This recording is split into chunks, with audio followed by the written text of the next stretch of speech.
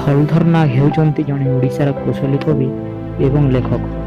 ସେ ମାର୍ଚ୍ଚ ମାସ 31 ତାରିଖ 1950 ମସିହାରେ ବରଗଡ଼ ଜିଲ୍ଲାର ସୋହେଲା ବ୍ଲକ ଅନ୍ତର୍ଗତ ଭେଁସ ଗ୍ରାମରେ ଜନ୍ମଗ୍ରହଣ କରିଥିଲେ। ତାଙ୍କ ମାତାଙ୍କ ନାମ ହେଲା ଗୁରୁବାଣୀ ନାଗ ଏବଂ ପିତାଙ୍କ ନାମ ଭଜନାଗ।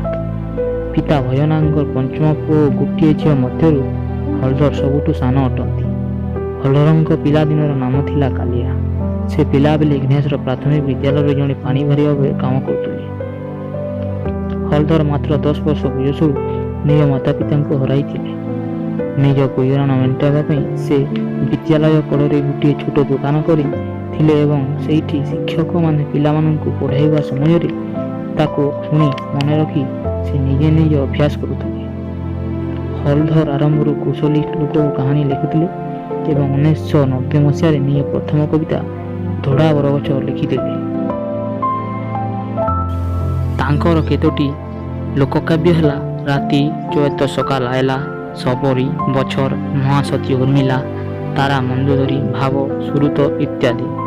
ହଳଧର 2014 ମସିହାରେ ଓଡ଼ିଶା ସାହିତ୍ୟ ଏକାଡେମୀ ପୁରସ୍କାର ଓ ବ୍ରହ୍ମପୁତ୍ର ସମ୍ମାନ ଏବଂ ସବୁଠୁ ବଡ଼ ପଦ୍ମଶ୍ରୀ ପୁରସ୍କାର 2016 ମସିହାରେ ସେ ପୁରସ୍କୃତ ହୋଇଛନ୍ତି।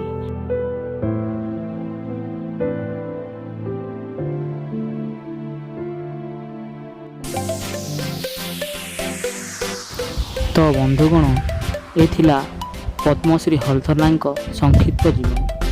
ଯଦି ଭିଡ଼ିଓଟି ଭଲ ଲାଗେ ଲାଇକ୍ କରନ୍ତୁ, ସେୟାର କରନ୍ତୁ ଏବଂ ଏହିପରି ଭିଡ଼ିଓ ଦେଖିବା ପାଇଁ ଚ୍ୟାନେଲଟିକୁ ସବସ୍କ୍ରାଇବ୍ ନିଶ୍ଚୟ କରନ୍ତୁ। ଧନ୍ୟବାଦ।